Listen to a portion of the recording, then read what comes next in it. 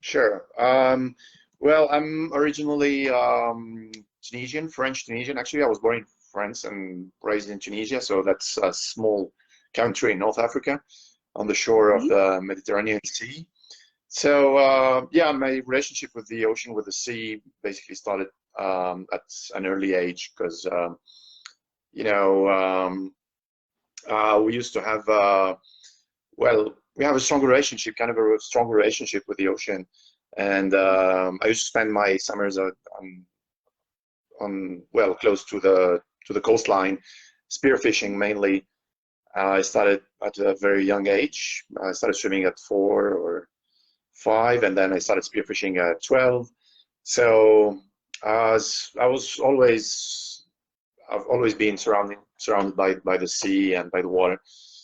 And but I discovered the sport of freediving many years after that.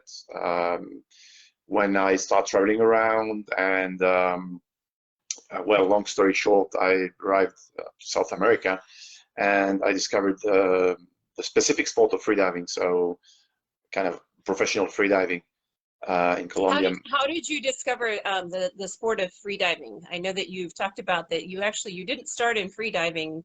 Um, what was that transition like? It's actually a funny story. I discovered it by chance. Actually, I was in a city in the mainland in Bogota, basically the capital of Colombia, and I was very far away from the ocean. But I kind of missed the sea for the first time. I was living in a city, landlocked city, yeah, well, far away from the ocean. So I started going to the pool, the swimming pool, and I discovered other underwater sports like underwater rugby and hockey. Um, it's very popular in Colombia, so I started playing underwater rugby. And one of the guys in the rugby team suggested I should try freediving, apnea training, so holding my breath, because I was apparently good at holding my breath underwater, and that's how it all started. So he told me, why don't you try freediving, And I started looking on the net and kind of, searching information about the sport, and that's how I got into it. So Some, you said that who did you take your first class with? well, back then, I'm talking about it was like maybe 15 years ago or more. So there Okay. was no much. There were no proper freediving courses. It was very Mhm. limited, and the only option was to go to places like Egypt or maybe south of France, but it was too far away from me. And at first, I started learning by myself, actually, which is not the Mhm. best. I mean, I had some information on the net, and then one of the biggest names of the sport back then was William Trubich, of course, he's still, Mhm. and he was teaching of the Blue Hole in the Bahamas, Yep. and it took me some time to be able to go there. Um, Before going there, I was training with locals. There were two brothers back then, Colombian freedivers. One of them is Frank Burnett, and he's Okay. still considered today as one of the Mhm. most versed person in the field and in physiology also, because he's a lung doctor too. So he was my first teacher, and then I met his brother Carl Burnett, who was one of the strongest static freedivers back then. And I started teaching. I started learning with him on his island, San Andreas Island in the Caribbean. And then some years after, in 2008, if I'm not mistaken, I was able to go to the Bahamas to Dean's Blue Hole to train with Will, and that was my first proper course, freediving course. So what drew you to freediving beyond the recommendation from the team members of the rugby team? When you started with the freediving, what made you really stick with it and continue to pursue the Hmm. goals that you are continuing to follow right now? Well, basically, I would say curiosity. I was curious about my capacities, about how deep I could go, how long I could hold my breath. Um, yeah, it was simply a curiosity of uh, discovering, my limits and the human body's limits too. And obviously being in the ocean and being the sea, and this is something that I always pursued from a young age, so it was kind of natural to me. And then I did some other things before, like I was into music also and into other sports like martial arts, and but for some reason freediving was much more natural to me, and I maybe I had better results at freediving than other activities. Okay. Could you tell us a little bit about your training? Yeah, well, I know we talked about the where you're located in Bogota. What is that? What is the huge benefit of that? yeah, correct. Well, obviously altitude training, elevation. Hmm. Bogota is located at 2,600 meters above sea level. I'm not sure in feet, maybe 9,000 something. Hmm. I have to do the math.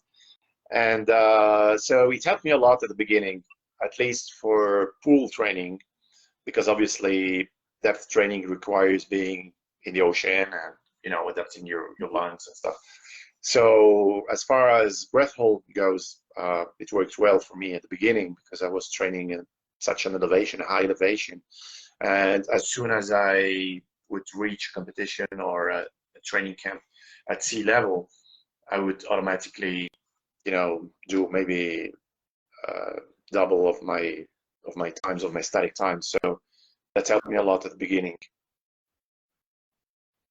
And so I know one of the things that I had read about was your preferences when it comes to actual pool training. When you're not in San Andreas and you are in Bogota, what do you prefer to do for your training?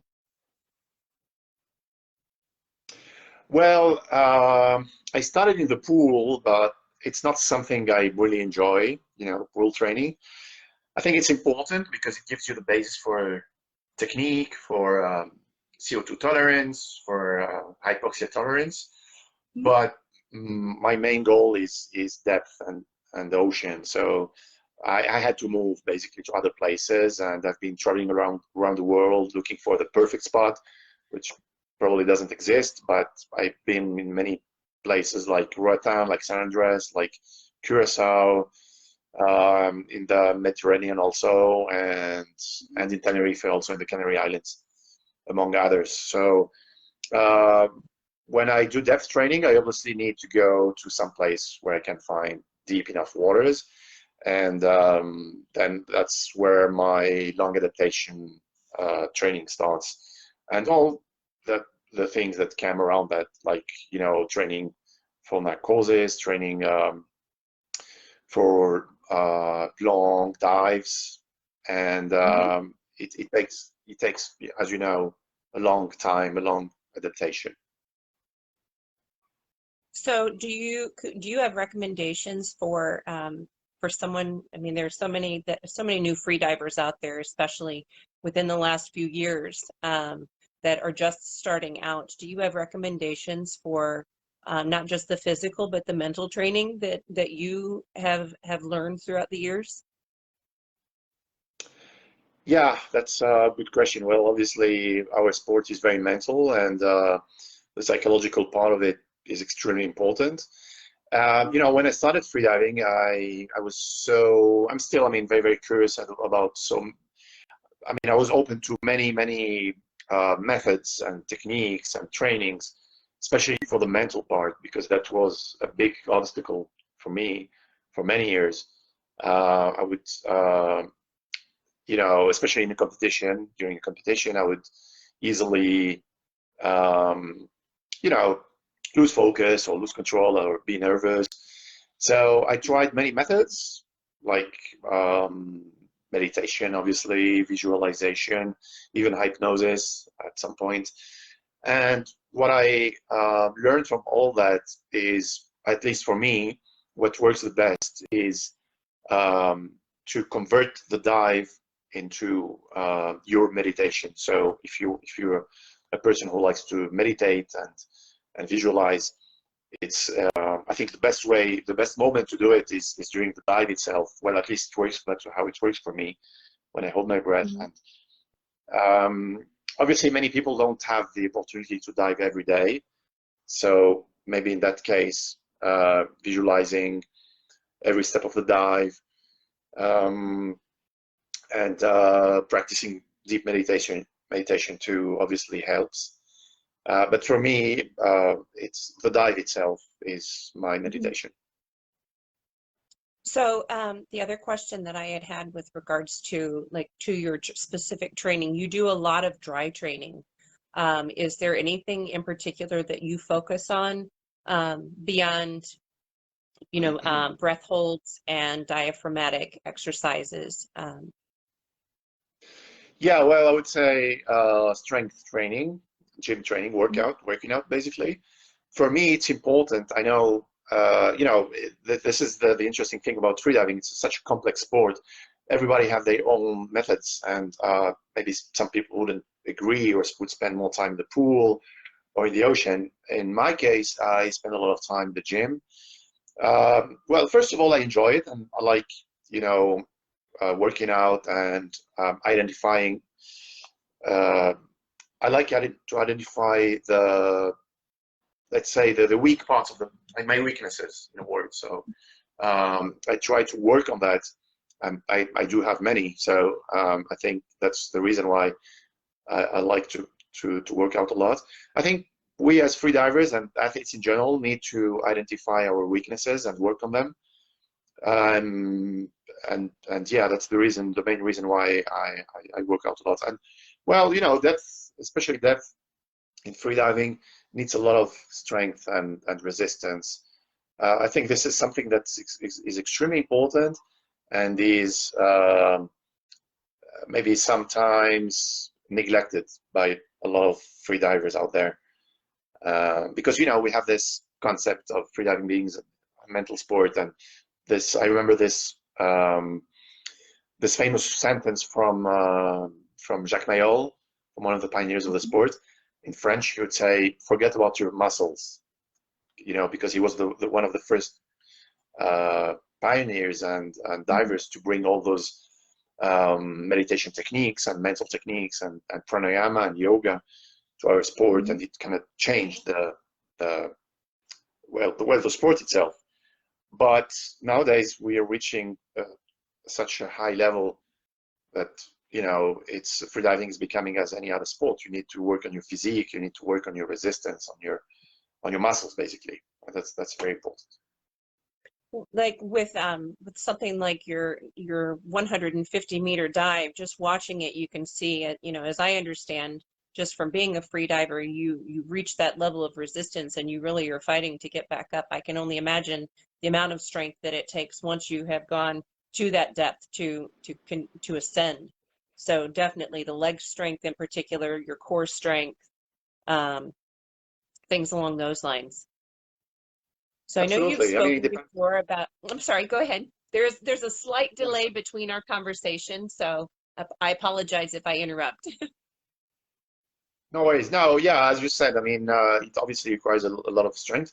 It depends obviously also on the particular discipline you're doing. Obviously, for free immersion, you need different muscles, and for for monofin, for constant weight and variable weight, you need to work on your core and back and legs, hamstrings and stuff.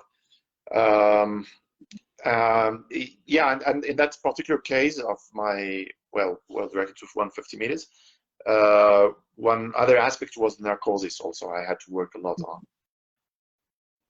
So I know we will touch on the narcosis here in a couple of minutes, but you've spoken before about how your metabolism in particular is very fast. Let's touch on nutrition, because there are so many different perceptions within freediving as to what you are supposed to eat, what you're not supposed to eat. Are you supposed to fast or not? What works specifically for you, and what do you recommend for someone who, say, has a faster metabolism? Yeah, obviously we're all different. Well, in my particular case, I couldn't. I discovered. I mean, I learned that I can't fast. I can't go to my dive, even for one target dive on an empty stomach. It doesn't work for me. But again, we're all different, and I know a lot of free divers. Actually, probably majority of them out there would go on fasting mode, so empty stomach. It works well for them. In my case, it doesn't. So I would take some breakfast definitely. Obviously, wait for some time, maybe a couple of hours or 2 hours and a half, and then go to my target dive. Yeah, and well, about diets, it would obviously take a long time to talk about all those aspects, but just to make it short, um, some freedivers are vegetarians or vegans. Some of them are paleo, some of them are keto, some of them are, and as long as it works for you, it's fine. I mean, you have, I think, to look for your own what works better for you. In my particular case, I tried almost all of these. I like keto diet for some reasons. Just to make it simple and short, I would say that the presence of fat, I believe, is important for some adaptations in the body when we are holding our breath and diving deep. That being said, it's hard to be completely on one restrictive diet. I believe that freediving is such a demanding sport and it's very taxing on your body. So you need a good amount of protein. You need a good amount of like minerals and vitamins. I think you also need a good amount of carbs, especially after the dive. In my particular case, I wouldn't take any carbs right before the dive. I found out it works better for me on proteins and fat, but obviously during the rest of the day, I do take some carbs, and I need it to preserve my muscle mass and not lose too much weight. Okay. I know we had discussed, like you were talking about with your particular diet. One of the things that you don't like to do prior to a dive or towards a specific goal is to modify anything like that. So going into a dive, what are your suggestions for making it run smoothly to where like your atmosphere is consistent as best as possible? Obviously, when you're in a competition, there are so many possibilities of distractions and variables. But when you are particularly training, what is your routine going into a dive?